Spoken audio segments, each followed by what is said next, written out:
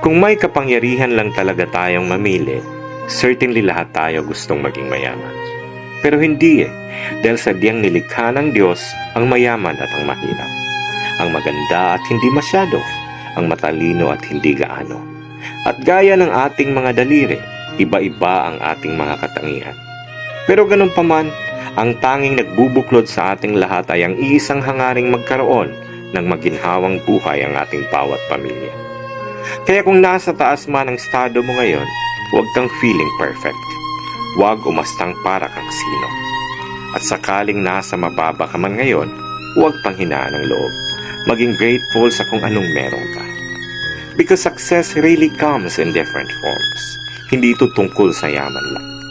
Bagkus, ito'y tungkol sa pagkakaroon ng simple at masayang pamilya. Walang mga sakit, may tahimik at payapang isipan. Good morning!